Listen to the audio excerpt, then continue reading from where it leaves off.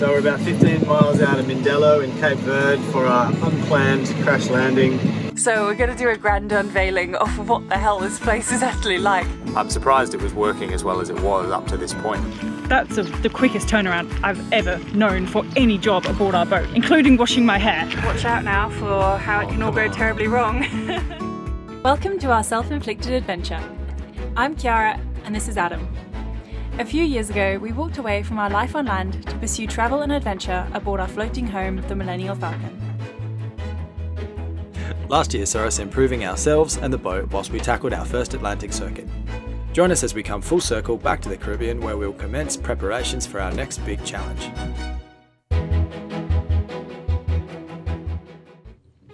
If you were watching last week, and you should have been, you'll see that we had a bit of a mishap on our way across the Atlantic from the Canary Islands. We've had a pretty rough start. What was meant to be a 2,200 nautical mile straight shot sail to St Martin quickly became a complete cluster as the proverbial hit the fan some 300 nautical miles off Cape Verde. With no wind, one working sail and questionable charts, we decided to chance a nighttime approach into the harbour at Mindelo. Let's go exploring! Neptune says explore Cape Verde. Who are we to say no? Pretty much.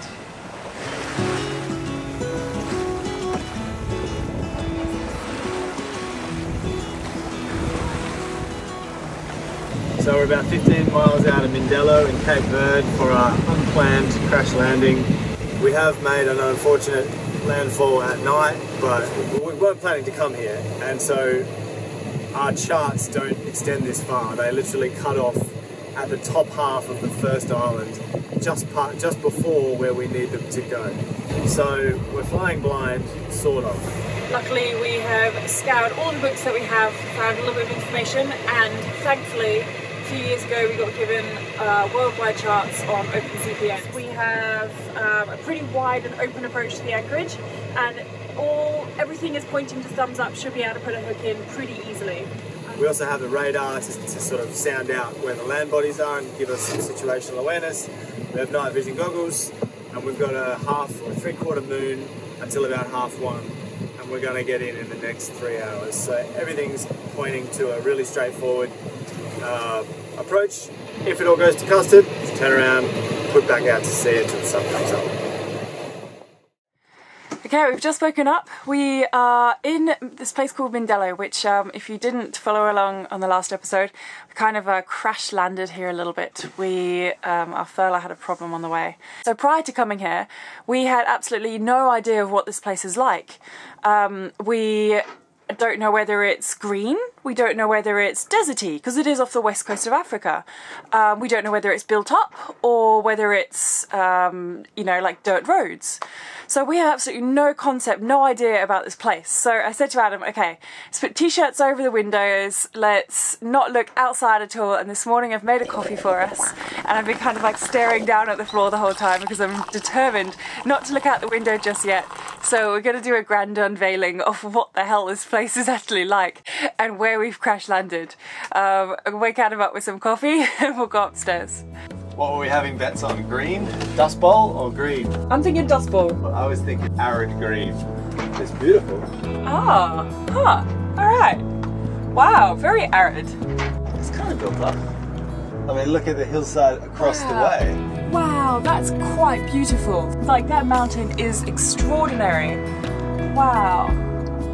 Okay, this could be quite cool. This is going to be quite fun, yeah.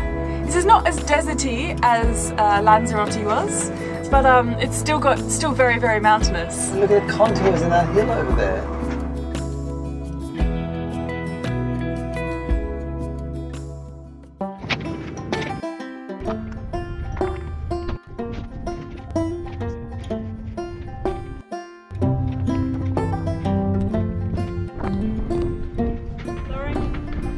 It's not the calmest of days, unfortunately, but I really want to get the sail off, the rope off the drum, so that we can start trying to diagnose the problem and assess the severity of it.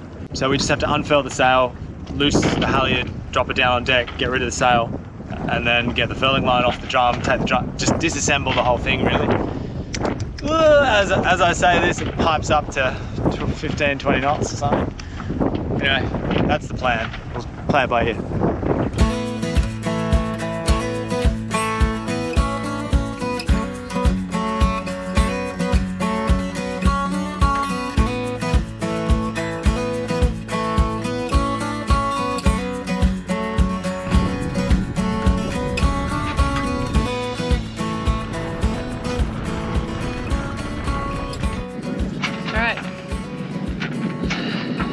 furlers down and now into the newly named Mary Poppins bag, or as an old D&D player calls the bag of holding, because it literally fits our dinghy, it fits our sail, it just fits absolutely everything in. And now we can actually focus on the furler. What? Well, it looks fine. It looks like it did. I can't fault it anymore. Like, this is down, the gap in the bearings is closed. Are you kidding me? What the hell?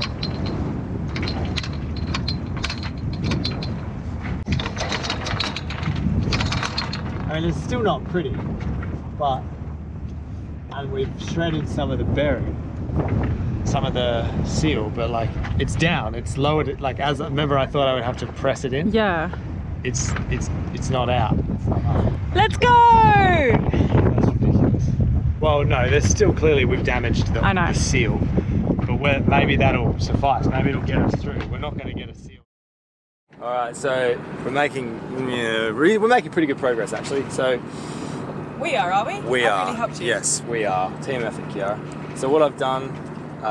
So today's plan is to try and get the lower drum assembly off the furler and the forestay, so we can take it away and bench strip it, you know, or have someone else replace the bearings.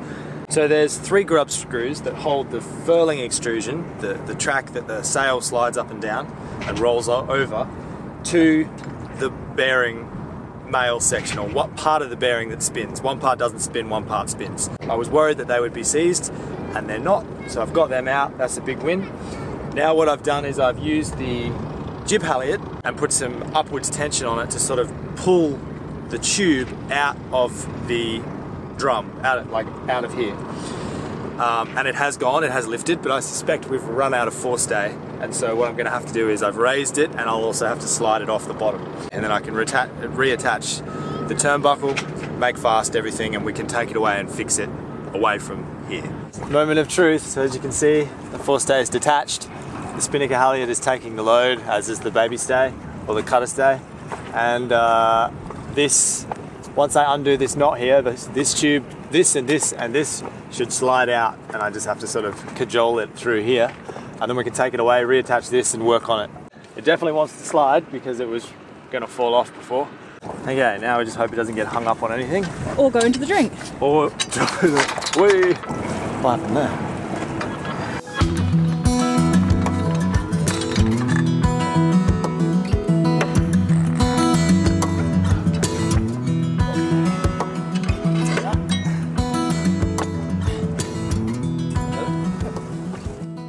So we think we found the problem, and to be honest, it might have been trashed for a while and we've just finally blown it apart.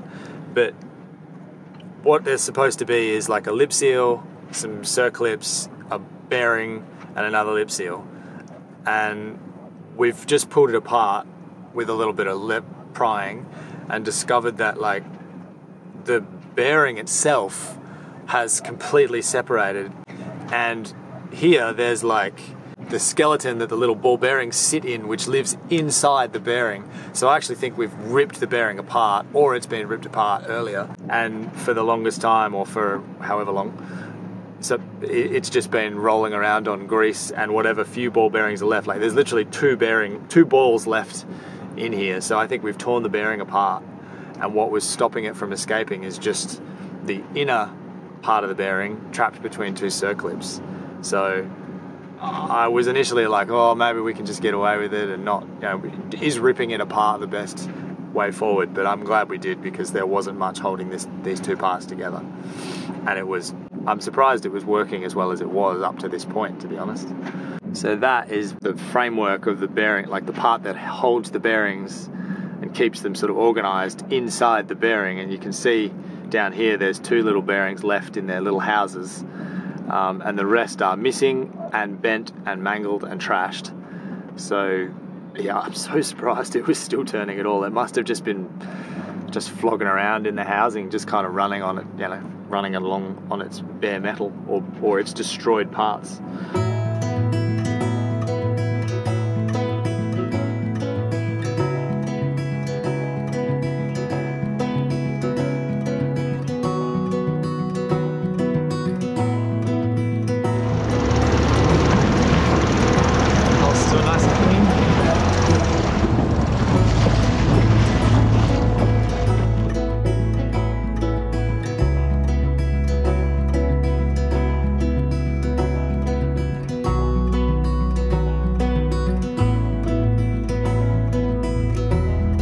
Okay, it's mid-afternoon. This morning was the time when we took apart the roller furler, recognised what we needed, and we've been out since. Yeah, so we've probably hit 3 places at both different ends of town at varying levels of personal safety, and we have them. We think we have them. We have the bearings and the lip seals of the correct dimensions. The bearing looks fine. The lip seals unfortunately aren't the stainless steel body that is sort of desirable. I don't care at this stage. We just need to get from A to B, and then we can think about getting stuff sent in and all that stuff. So it'll keep the grease where the grease belongs. Yes. And it'll keep everything seated as it should be. And so, yeah, today's jobs are pretty well done.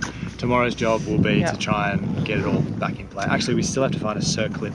Yeah, so we cannot get these clips out. They are pretty impossible to get out with most tools that we have aboard, so we kind of need to makeshift a new circlip pliers. That's going to be our next challenge. But yeah, so far I'm surprised. Like, we got all the we got it off, we got all the parts we need, and we're going back to the boat all by 3 o'clock. Honestly, today I just had allotted today to get the furling unit off, and that was done by 10:30. So I'm like, if we end up being ready to go by tomorrow, I'm going to be so like, that's the quickest turnaround I've ever known for any job aboard our boat, ever, including washing my hair.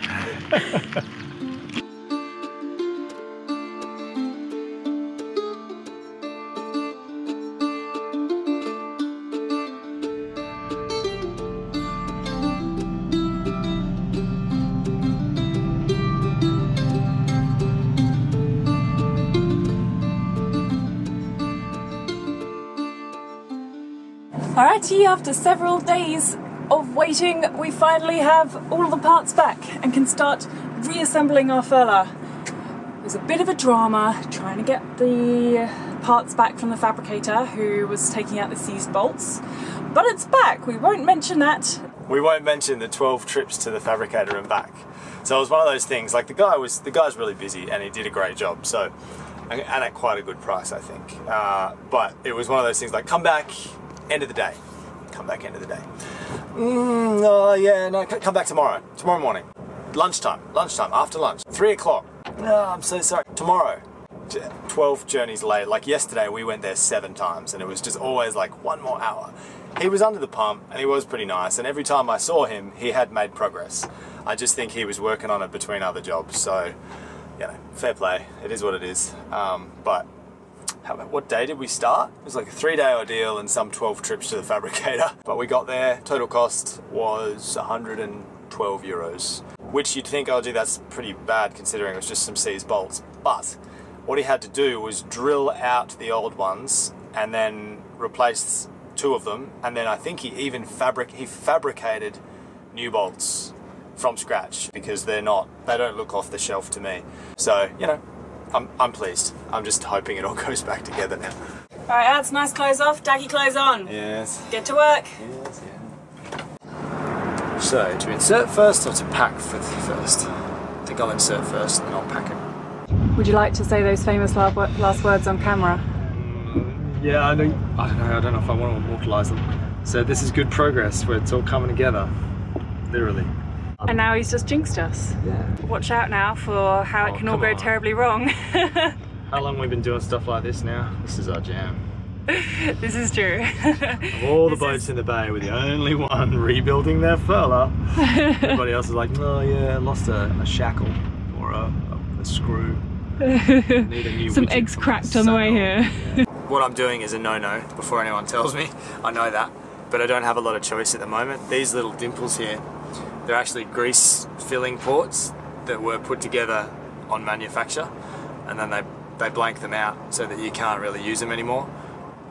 Possibly when we get to the other side, I'll repack these with proper bearings and proper lip seals and get a grease nipple put in here so that I can pack it properly and pump the grease in. But for now, I just have to, manually pack it as well as I can to get us across the pond where we can get better parts and better fabrication done. So it's going to take a little bit of doing. Tapper, tapper, tapper. It is going to be a tapper, tapper, tapper job. I just hate hitting the bearing independently, like one part of the bearing and not the other, but it has to be that way.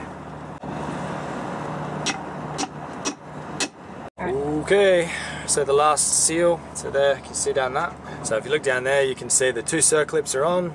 It's just a big mush of grease really, but the bearing's in, the top lip seal is in under this bit of black plastic, which is where the initial damage was, and it's like, it's all sort of fixed in place now. It's definitely tougher than it was, I think, but that's, I suppose, because it's actually turning under some control and not just kind of slipping around in there. So now the last job is to just pack the hell out of this with grease and then tap the last lip seal in, and we're done, really, that's it. So that's exciting, that's cool. This is better than it was, and I feel like we can get it back together from here, so I'm really chuffed.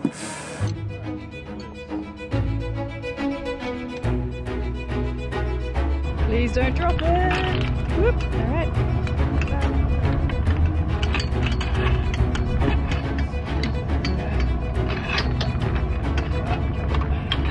As far as it can go. All right, so I'm gonna push it. Push. Comes in. All right, test work is done. We think it works. What's your verdict? I'll show you my verdict. Voila!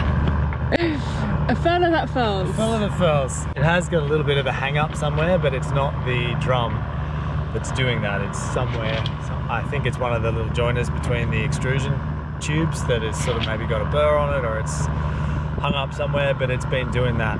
I do know about that. I'm just not digging into that now. We've fixed the problem that we stopped for, and to do any more would be excessive. At this stage, while you might think that there's a little bit of wind around, there's not enough wind for our boat to move, and that's, to be fair, the general consensus of people who we've spoken to in this anchorage are all in agreement that Tuesday is actually a very good weather window to cross. There seems to be enough wind for every boat to move, and so I think in this bay there is going to be a mass exodus on Tuesday. Today is Sunday, so that means we just have tomorrow to get the boat ready, and then we will head off. It's disappointing that we won't be able to explore this place a little more, but we're also aware that, you know, we're on a sailboat and sails need wind to go, and we weren't planning on stopping here, and we stopped for a repair, and the repair's done, so we can recover the plan A with loss of like, what, a week? Yeah, I think so. I'd like to do that. And we do have long, medium-term sailing goals that are seasonally dependent. And I guess that's just comes part and parcel with when you are racing to meet a deadline. Whether it's like our situation right now, which is like trying to get across an ocean, or whether it's hurricane season, or whether you only got, you know, 18 months that you've planned to go around the world. You can't see everything. Just for context though, for those of you who aren't perhaps up to date with our medium-term plan, in short, we're trying to get to Norway, and we have a lot of sailing to do in not a lot of time. We also have a refit, not a refit, but a huge amount of work to do before we depart for that big journey. Work which is slated for basically immediately upon arrival from this crossing, which is why we're kind of hurrying. We've got to get moving where the resources are better, where the postage is better, so that we can get the result and keep moving and stick to plan A. Yes. That's why we're rushing past it. Yeah, so we might skip out on exploring here. We're looking forward to exploring a lot more on when we finally get across and on the other side.